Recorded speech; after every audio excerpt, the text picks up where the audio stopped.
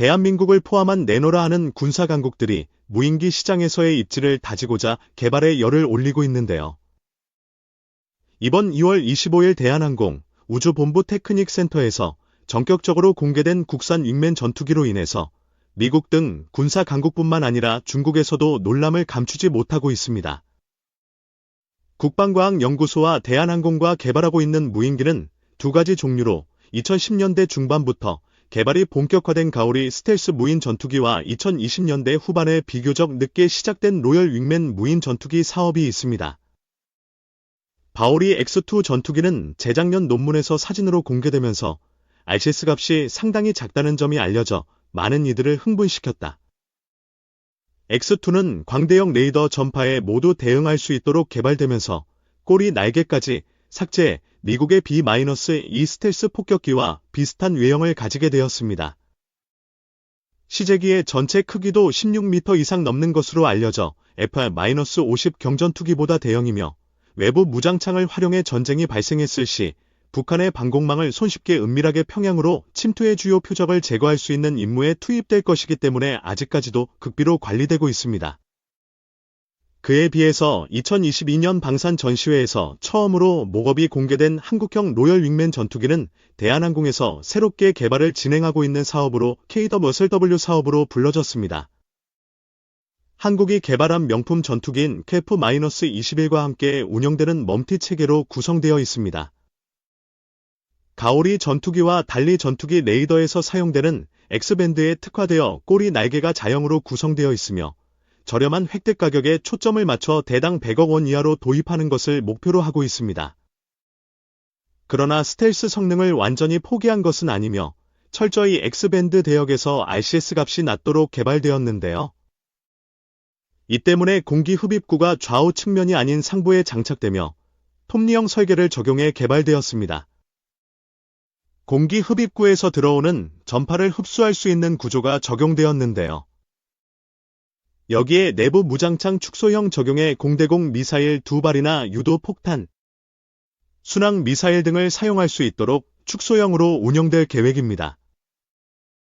국방과학연구소를 중심으로 2021년부터 본격화된 KF-21 윙맨 전투기 사업은 예스 레이더와 중거리 항공무장, 적극적인 스텔스 설계 적용, 여기에 KF-21 전투기와 협력해 작전 수행이 가능하도록 개발되었기 때문에 상당한 자동화를 구축해 KF-21 전투기가 더 강력해질 수 있는 결정적인 역할을 할 것입니다. 앞서 언급했듯이 미국에서도 로열 윙맨 전투기를 개발 중인데요. 미국에서 2019년부터 보잉과 호주 정부가 합작해 공동으로 개발해 내놓은 로열 윙맨 전투기는 미래 무기 체계의 핵심 체계로 부상하면서 다양한 국가에서 비슷한 체계를 개발하기 위해 노력하고 있지만 아직까지 실전 배치는 하지 못하고 있습니다. 드론과 무인기의 강국이라는 터키 역시 F-35 전투기 도입이 무산되면서 무인 전투기 체계를 주력으로 설정하고 다양한 무인 체계를 개발하고 있으며 로열 윙맨과 비슷한 무인기는 아직까지 개발하는 데 한계가 드러나는 게 현실인데요. 이러한 상황에서 대한항공과 국가연이 한국형 로열 윙맨-C 제1호기를 출고하면서 미친 개발 속도를 보여주고 있습니다. 그동안 목업으로 공개된 멈티 체계의 핵심인 한국형 로열 윙맨이 등장하려면 2027년으로 예상되어 왔기 때문에 KF-21 전투기에 장착해서 운영할 수 있어 6세대 전투기로 개발한다는 로드맵이 빠르게 진행되고 있습니다. 미국과 호주가 2019년 처음으로 진행한 로열 윙맨 무인 전투기 MQ-28 사업은 2020년 5월 첫 번째 시제기가 출고된 후 1년 후 시험 비행에 성공했으나 작년 2월 성능을 개선한 블록 2의 시제기를 양산하는 사업 이후 아직까지는 개발 단계입니다. 문제는 개발을 주도하고 있는 회사가 보잉이라는 점으로 방위 산업에서 어려움을 겪고 있어 신형 사업인 로열 윙맨 개발 동력이 떨어지고 있으며 이 때문에 예정된 시간 내에 개발에 성공할 수 있을지는 미지수인데 보잉사는 악화되는 방산 분야 수익을 개선하기 위해서 당장 돈이 안 되는 프로젝트부터 정리할 것으로 알려져 호주 정부에서도 큰 혼란에 빠질 가능성이 높습니다. 한국에서 개발한 국산 무인 전투기 역시 행동 반경이 중국을 타격할 수 있어 중국 정부에서도 예의주시하고 있는 상황인데요. 한편 한국이 공개한 KF-21 윙맨 무인 전투기에 인도네시아에서 자신들도 이를 가질 수 있다며 기대하고 있습니다. 인도네시아 주요 매체인 조나 자카르타는 대한민국에서 무인기가 공개된 이후 지속해서 이를 보도하면서 현지에서 생산할 수 있다는 기사를 보도했는데요. 한국이 공개한 영상을 바탕으로 자세한 분석 기사를 실어 현재까지 등장한 윙맨 전투기 중에서 가장 발전된 스텔스 형상을 가지고 있다고 했습니다. 아직까지 한국이 공개한 윙맨 전투기는 시제 전투기로 앞으로도 몇 년간 시험 비행을 진행해야 하는 상황이지만 인도네시아는 갑자기 등장한 최신형 무인 전투기에 크게 놀라고 있는 모습입니다.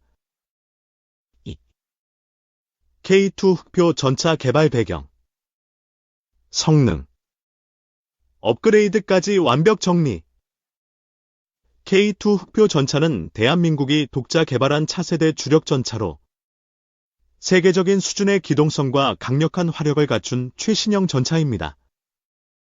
이번 글에서는 K2 전차가 어떻게 개발되었는지, 어떤 성능을 갖추고 있는지, 그리고 향후 업그레이드 계획까지 상세하게 알아보겠습니다. 1. K2 흑표 전차의 개발 배경 1대1 K2 전차 개발의 필요성. 대한민국은 1980년대까지 미국산 M48 전차와 국산 K1 전차를 주력으로 사용했습니다. 하지만 북한의 기갑 전력이 강화되고 주변국들도 최신 전차를 도입하면서 더 강력한 차세대 전차 개발의 필요성이 대두되었습니다. 이에 따라 대한민국은 독자적인 최신 전차 개발을 목표로 K2 흑표 전차를 개발하게 되었습니다. 1대2 K2 전차의 개발 과정 1995년 차세대 전차 개발 사업 착수 2007년 첫 번째 시제 전차 공개 2013년 실전 배치 시작 현재 지속적인 개량과 업그레이드 진행 중 싱크토이 K2 흑표 전차 자동차 완구 8세트 혼합 색상 1개 K2 흑표 전차의 주요 성능 2대1 기본 스펙 제작사 현대로템 전장 10.8m 전폭 3.6m 전고 2.4m 중량 약 55톤 승무원 3명 전 차장 포수 조종수 최대 속도 시속 70km 항속거리 450km 이상 2대2 활력 120mm 활강포 K2 흑표 전차는 독일의 라인메텔 120mm 55 구경장 활강포를 기반으로 한 국산 120mm 활강포를 장착하고 있습니다. 이를 통해 최신 고속 철갑탄을 발사하여 강력한 장갑 관통력을 자랑합니다. 최대 유효 사거리 3km 이상, 발사 속도, 자동장전 시스템으로 빠른 연속 사격 가능, 스마트 탄약 운용, 유도탄 및 다목적 탄약 사용 가능, 2대3 기동성 하이브리드 유기압 현가장치 K2 전차는 하이브리드 유기압 현가장치를 탑재해 지형에 맞춰 차체 높이를 조절할 수 있습니다. 이를 통해 엄폐 사격, 도하 작전, 험지 돌파 능력이 대폭 향상되었습니다. 최대 속도, 시속 70km, 물속 도하 능력, 수심 4m 도하 가능, 기동 모드, 자동 높이 조절 시스템, 공격 수비 기동 모드 지원. 2대4 방어력, 복합 장갑 플러스 능동 방어 시스템. K2 전차는 최신 복합 장갑을 적용해 강력한 방어력을 제공합니다. 복합 장갑, 최신 세라믹과 강철을 조합하여 탄약 방어력 극대화, 능동 방어 시스템, 대전차 미사일 요격 가능, 소프트킬 방어 시스템, 적 레이더 및 미사일 유도 방해 기능. 3. K2 흑표 전차의 업그레이드 및 개량형. K2 흑표 전차는 끊임없이 발전하고 있으며 여러 가지 개량형이 개발되고 있습니다. 3대1 K2A1 업그레이드 K2A1은 K2 흑표의 최신 개량형으로 다음과 같은 성능 향상이 이루어졌습니다. 개선된 사격 통제 시스템, 더 정밀한 표적 탐지 및 자동 추적 기능 향상된 방어력, 복합 장갑 강화 및 능동 방어 시스템 추가 강화된 네트워크 전투 체계, 전자전 대응 능력 향상. 3대2 K2PL 폴란드 수출형 K2 흑표는 폴란드에 수출되었으며 K2PL이라는 개량형으로 발전 중입니다. 추가 장갑 모듈 적용 서방식 통신 및 전투 시스템 장착 현지, 맞춤형 유지 보수 시스템 구축.